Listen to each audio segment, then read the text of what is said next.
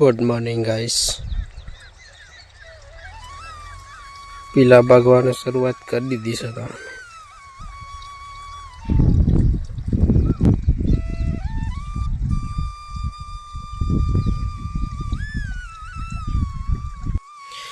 પીલા છે ને ગાઈસ, અરે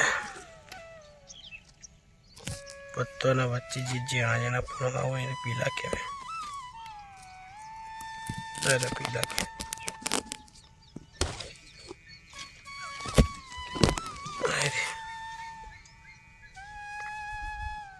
જે મેન પત્તો હોય એના વચ્ચે હોય.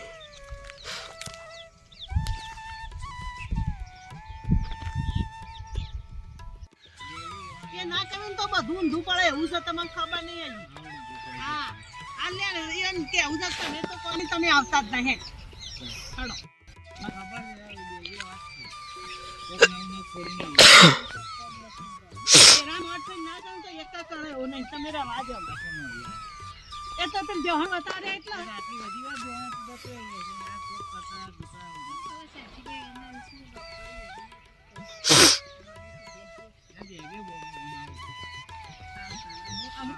મારે કશું કોમમાં નહીં જવાની તો આ કરશી પેલા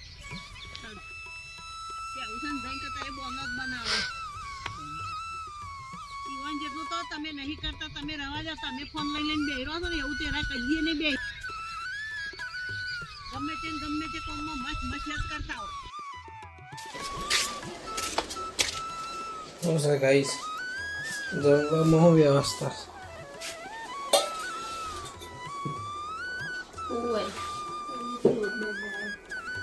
શાક બેક થઈ ગયું ખાઈ લેવાનું જ છે. સીધું તમારે તો શાક માટે લડાઈ તો દીધી ગાઈસ. દૂધીનું શાક કરવાનું છે અને કોક કે મગની ખરી તું એ નહીં ચણાની દાળ નાખો, કોક કે નહીં નાખવાની. 3-4 દડા કિસ નાખો, બીજા કીધું નહીં ગમતું. હું તો 3-4 માટે જ કરું છું, જેને જમ કરું મને એ નહીં ગમતું એકલું શાક તો નહીં ગમતું એટલે મેં એ કરું છું. અને બીજી દૂધી બાજુ મેં ના ભાવે કઈ નાખશે. હવ મને નહીં ગમતું. મને નહીં ગમતું બનાવી દેતા. હું તો ગમતી જ નહીં. દૂધી આવવાનું ચણામાં તો હવે હું નહીં ખાધી, કાઢી દઉં એક બાજુ. તો હેલો ગાઈસ, તો વાગવામાં વાગ્યા છે 1:30 જેવા વાગ્યા છે. પોણી આપણે ચાલુ છે ગવામાં. પેલા કાકો હતો તે હવે ખાવા જશે ને હવે મારો વારો આવ્યો છે. હું આવ્યો છું પોણી વાળવા. ઘઉં તો આમ તો સારા દેખાય છે. પેલા આશા તો લાગતા હતા પણ લાગે પૂરા મંડ્યા. એટલે આ બાદ તો કમ્પ્લીટ હતા પણ પેલી બાદ થોડા આશા પડ્યા એવું લાગતું હતું. હવે જોઈએ બાદ કેવા થયા.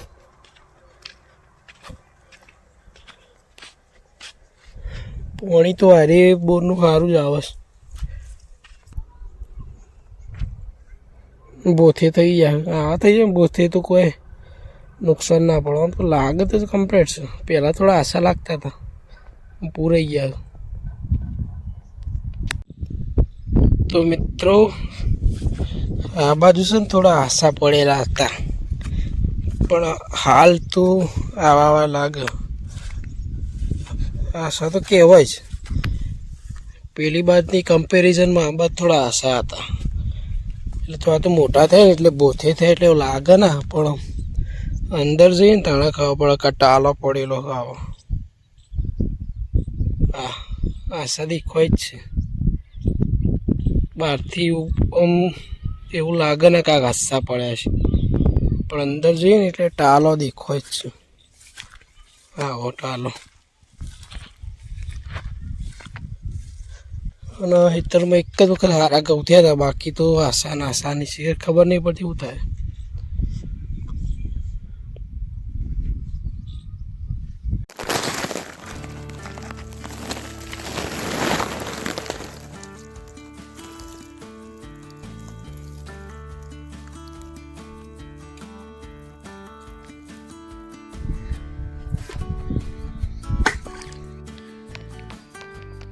સો ગાઈસ જોવા જેવી વાત એ રહેશે કે અંદર નેદો મળતા આપણે ઘણું હતું બરાબર, અને એનો ઉપાય કરવા માટે આ જો નેદોમણ તો કમ્પ્લીટ બળી ગયું છે, અને એનો ઉપાય કરવા માટે નેદોમણ દૂર કરવા માટે આપણે છે ને દવા છોટી હતી.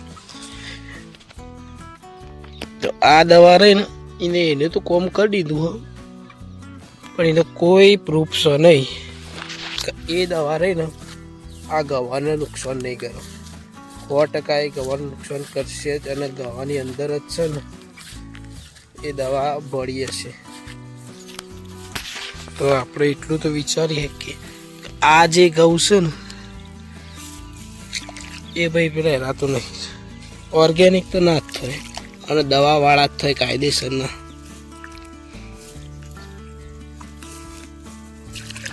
ઓર્ગેનિક ઘઉં ખાવા માટે તો છે ને સ્પેશિયલ તમારે નહીં હોય તો 3 થી 4 વાર અંદર ખાતર ના નાખવું જોઈએ, તો જ ઓર્ગેનિક થાય. કે બાકી તો ને 1-2 વારમાં તમે ડાયરેક્ટ કહેતા હોય કે અંદર ખાતર નાખ્યું નહીં અને ઓર્ગેનિક ઘઉં ખાવાશે તો વાત ખોટી છે. ઓર્ગેનિક ઘઉં બને જ ના, કારણ કે ખાતરનો પટ અંદર તો રહેવાનું જ છે. આ દવાઓ એટલી ખતરનાક હોય છે ને કે આસાનીથી તો ખેતર એકદમ તો તમારું ઓર્ગેનિક ના બને.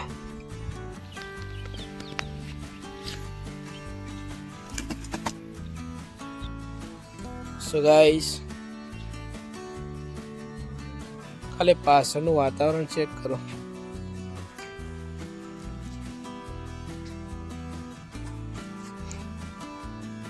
સો વાગ્યા, હજુ પાવર તો 7 વાગે જ.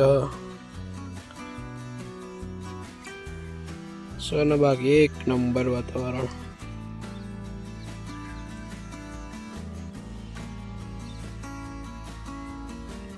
खूबसूरत, आउटस्टैंडिंग.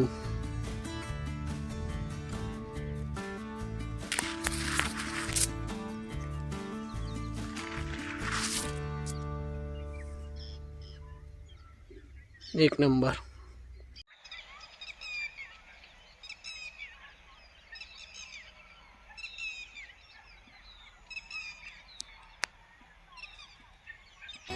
તો ફાઇનલી ગાઈસ હવે 6 વાગ્યા છે. 6 વાગે પાવર જતો રહ્યો છે, અને 6 વાગે તો કેવું અંધારું થઈ ગયું. 6 વાગે તો અંધારું થઈ ગયું. ચાલો તો આપણે નીકળીએ હવે બાઇક લઈને. આખો દાડો નહીં, મતલબ હું કેટલા વાગે 1 વાગે 1:30 વાગે આવ્યો હતો. શિયાળામાં તો અંધારું ફટ દિન વહેલા થઈ જાય. આટલે 2 શેરા બાકી છે અને પીલબાદ બાકી છે. તો કાલ આવશે પાવર, તો કાલ પીર વહેલા. છે મજા આવી ગઈ. જોવું નહીં પેલું જોવું.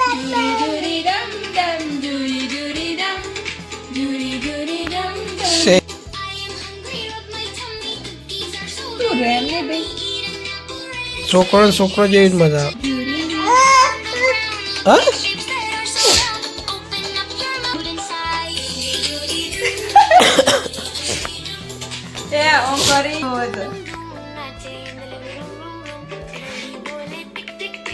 તાર જેવા છે લે? હા સર, તાર જેવા નહીં?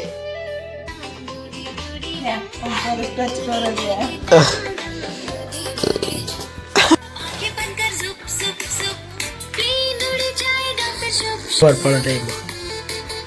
હા હા બહુ ખબર પડે. બકા કેવા જોઈએ. હા એવું ખબર પડે છે. બંધ કરી